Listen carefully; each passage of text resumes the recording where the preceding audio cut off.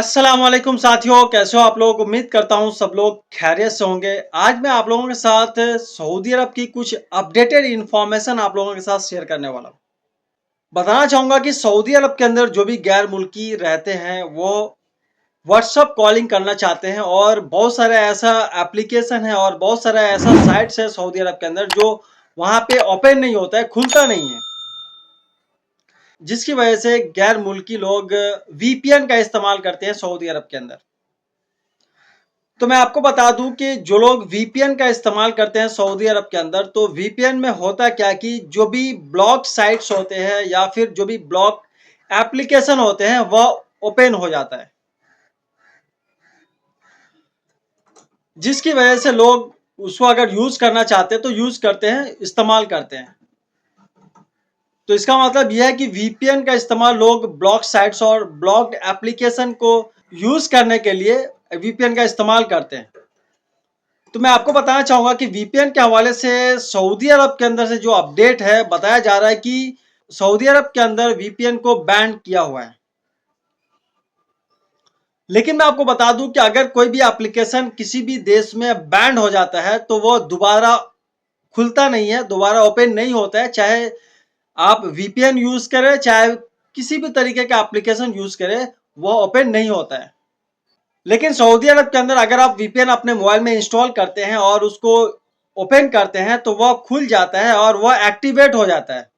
और वीपीएन का ये काम होता है कि आपका जो एरिया होता है, आपका जो लोकेशन होता है इंटरनेट का, उसको लेकर के किसी दूसरे देश में चला जाता है जहां पे वो चीज ब्लॉक नहीं है, जहां पे वो चीज बैन नहीं है। उस ऐसे देश में लेके चला जाता है जहां पे आप ब्लॉक साइट या फिर ब्लॉक्ड एप्लीकेशन को आप यूज कर पाते हैं। तो सऊदी अरब के अंदर लोग बड़ी मात्रा में वीपीएन यूज करते हैं और जो ब्लॉक साइट्स होता है, जो ब्लॉक एप्लीकेशन होता है, उसको यूज करने के लिए। एक मेरे साथी मैसेज कर रहे थे कि मैं सऊदी एयरपोर्ट पे पहुंचा और वहां पे मुझे पता चला कि मेरे इकामे के ऊपर फाइन लगा हुआ है। वो बता रहे थे कि मुझे पता नहीं कि मैं वीपीएन यूज करता था सऊदी अरब के अंदर, तो हो सकता है कि वह वीपीएन का फाइन होगा। तो मैं आप लोगों को क्लियरली बता दूं कि सऊदी अरब के अंदर वीपीएन का कोई फाइन नहीं है। अगर आप सऊदी अरब के अंदर वीपीएन यूज करते हैं तो यूज करिए, जब तक कि आप पकड़े नहीं जाते हैं। अगर आप वीपीएन यूज करते हुए पकड़े गए, यानी कि अगर कोई पुलिस वाला आपका मोबाइल चेक करता है और आपके मोबाइल में वीपीएन एप्लीकेशन उसे मिल जाता है, तब जाकर के आपके ऊपर वह कानूनी कार्रवाई करेगा और कोर्ट के तरफ से जो भी उसका फैसला होगा, फाइन होगा या फिर जेल होगा, जो भी उसकी सजा होगी, आपको वहां पे मिलेगा। लेकिन अगर आप वीपीएन यूज करते हैं और पकड़े नहीं जाते हैं तो आपको किसी तरीके का कोई भी फाइन आपके ऊपर नहीं आने वाला है। आपके काम के ऊपर किसी भी तरीके का वीपीएन से रिलेटेड तो फाइन नहीं आएगा।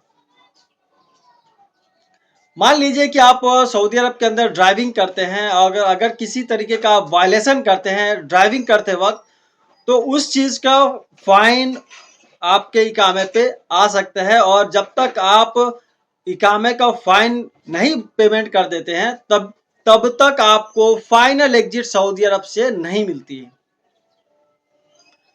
यानी कि आपके इकामे के ऊपर किसी भी तरीके का अगर फाइन है तो उसे आपको पेमेंट करना होगा और पेमेंट करने के बाद ही आपको फाइनल एग्जिट मिलेगा और आप फाइनल एग्जिट जाएंगे।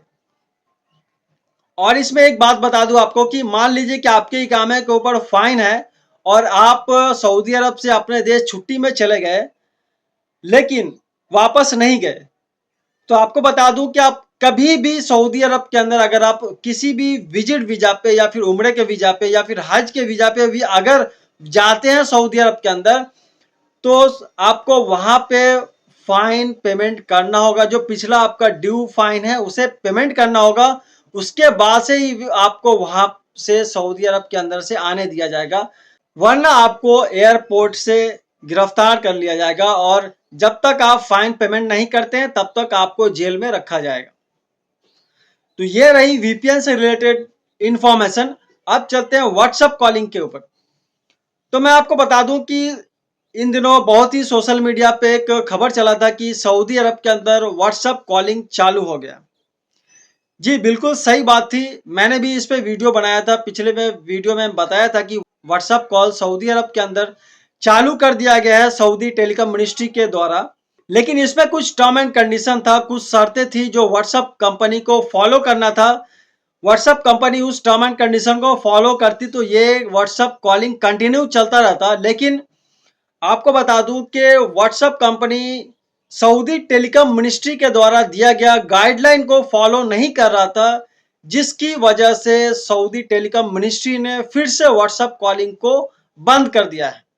तो आप लोगों के साथ ये जानकारी मैं शेयर कर रहा हूं इसीलिए क्योंकि बहुत सारे लोग व्हाट्सएप कॉलिंग कर रहे थे, लेकिन अचानक से उसका व्हाट्सएप कॉलिंग बंद हो गया।